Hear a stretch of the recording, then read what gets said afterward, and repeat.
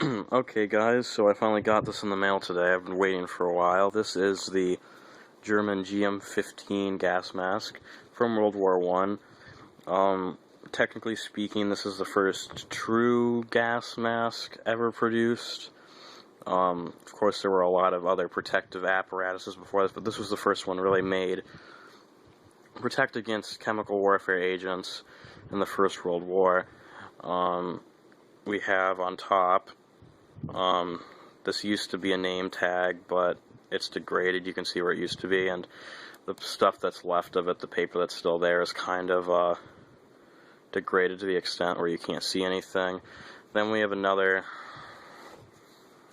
name tag there for like your unit or whatever, and you can kind of see where ink was, but there's nothing legible left. This is one of the very, very early models, one of the ones from the first few months of production, with the, instead of a spring latch, or just a latch I should say, you have a pull and it just comes open. You don't have a clip to hold the top shut. And the top opens up, like that. Inside on top, first thing we have is the storage space for the anti-fog inserts. This mask has inserts, not out, and this would also be used for storing extra lenses, because these particular masks would have carried an extra set of lenses with them because of the type of lens they use. But there's nothing left per usual. I actually bought a pair of extra lenses for it, and it's on its way from Germany, so I'll have something to put up there, but that's a discussion for another day. Inside we'll see the mask. It doesn't really fold into there well, because it's really old. I still understand. But before I get to the mask, there is the instructions. There we go. It finally focused for me. You can see the instructions. I'll translate that eventually. I read German. I speak German a little bit. I'm not too good with the Fraktur though, so I actually have to look at it and write it down and then translate it, because I don't like this style of writing. It's hard to read. That's the canister. Now we have the mask. It kind of folds in on itself like a flower or something. We lift it up, kind of lift it up at least. We have the mask. It will look a lot nicer once I put it on the head. This is a size 2. That red ink stamp says at least. There's the filter. This is the original, these are some of the original filters. These were not the very, this is not the very first one, but it's one of the very early ones.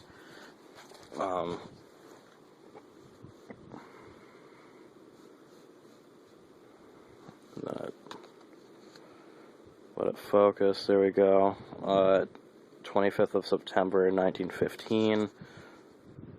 We got the inside of the filter. Definitely looks like it was used.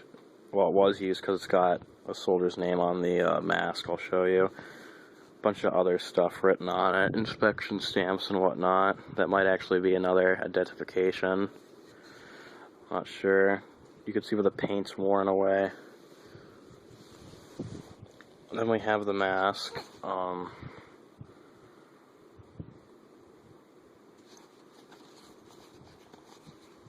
8165, number 76, maybe more unit markings, I don't know. There's the filter seal. It's actually still sort of intact. It's not soft anymore, but it's intact. As you can see, there was no valve to cover this.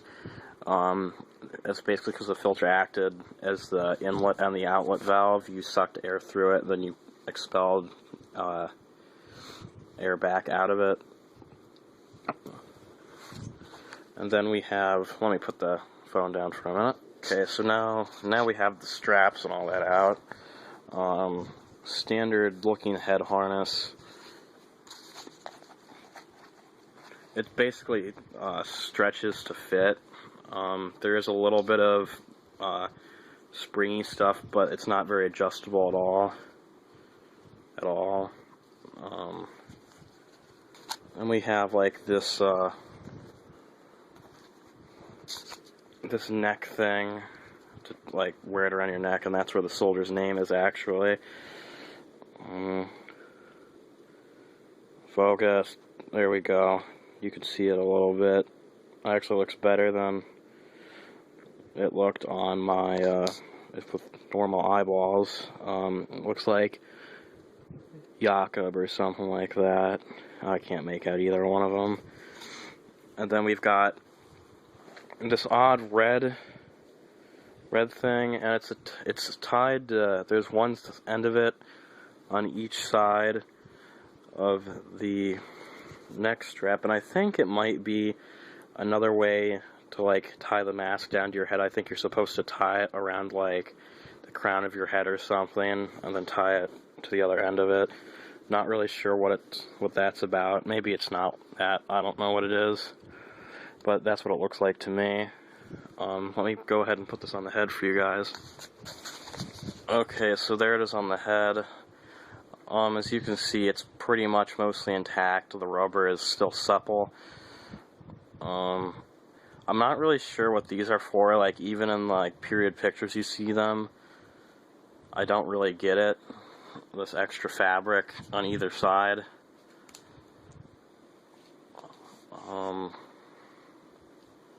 But it is how it is. There's where the straps fit. It doesn't look like that one's supposed to go under your ear. Because, I mean, either this head is too big for this mask, or